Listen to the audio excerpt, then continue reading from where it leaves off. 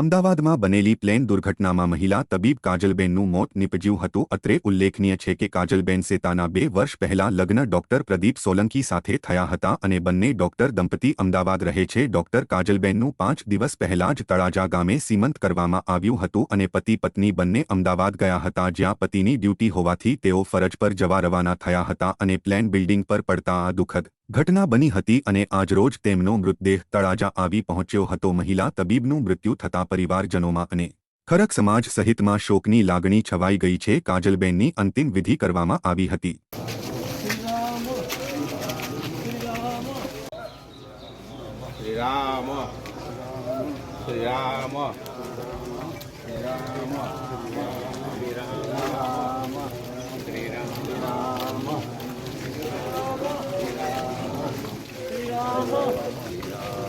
Sri Rama